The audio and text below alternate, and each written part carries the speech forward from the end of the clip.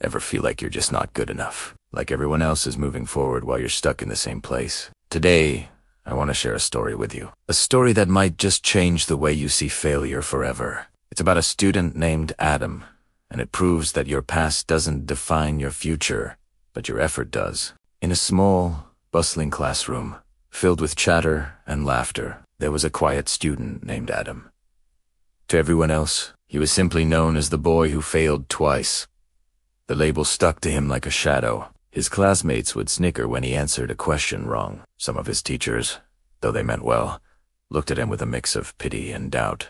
And the worst part, Adam started to believe them. He started to think that maybe, just maybe, he wasn't smart enough. The first time he failed the year, a wave of embarrassment washed over him. He felt his cheeks burn every time he walked through the school halls. The second time, that embarrassment turned into something heavier. He felt broken. He had to watch all his friends move on to the next grade, excited for new classes and new adventures, while he was left behind. He was stuck. Again, every evening, he'd sit at his desk, staring blankly at his textbooks. The words on the pages seemed to swim before his eyes, like a secret code he could never crack. He felt a growing sense of despair, a voice in his head telling him to just give up. But one evening, something shifted. His father came into his room and sat down beside him. He didn't scold him or lecture him. He just looked at Adam and said something that would change everything. Failing doesn't make you stupid. Adam, staying down does. Those words echoed in the quiet room. They weren't just words. They were a lifeline. For the first time in a long time, Adam saw a glimmer of light. He realized he had a choice. He could let this failure define him, let it be the end of his story, or he could get back up and fight. That night, lying in bed, Adam made a decision. He was going to fight back.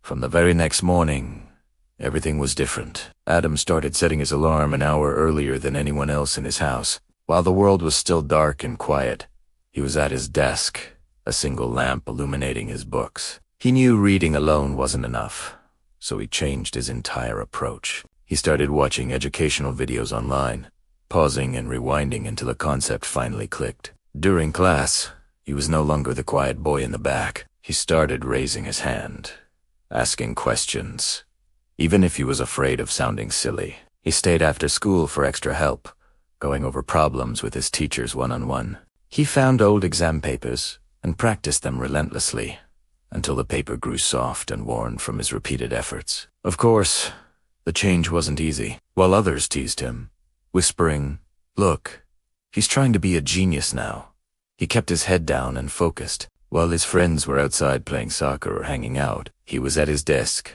reciting formulas, rewriting notes, and challenging himself with harder and harder questions. It was lonely, it was exhausting, but he held on to his father's words like a mantra. Staying down does.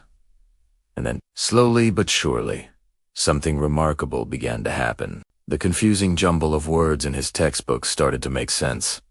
He began to see patterns in math problems. He could follow along in class without getting lost. A tiny seed of confidence started to sprout within him. His notes, once a chaotic mess, became neat and organized. His answers in class became sharper, more confident. His teachers noticed the transformation. The looks of pity were replaced with nods of encouragement and surprise.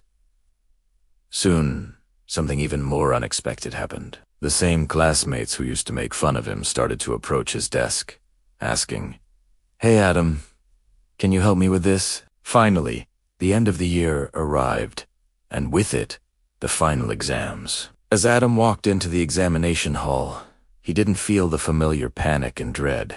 Instead, he felt a quiet, steady determination. He had put in the work.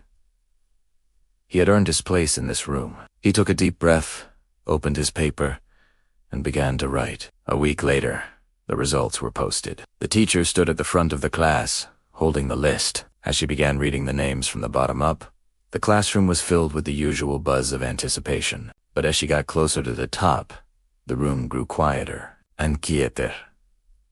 Finally, she announced the name for the number 1 spot. The entire class fell silent. "Adam!" There was a collective gasp. Heads turned.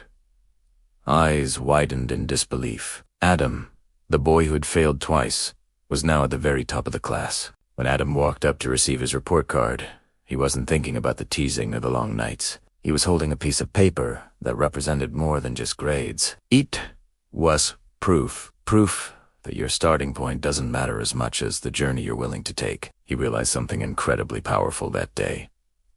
Your past does not decide your future. Your effort does. And from that day forward, Adam promised himself he would never be afraid of failing again, because he now knew that failure wasn't a dead end. It was just the starting point for a comeback. So if you're out there feeling like Adam, remember his story. Remember that you have a choice. It's not about how many times you fall. It's about how many times you decide to get back up. Don't let anyone, not even yourself, tell you that you can't do it.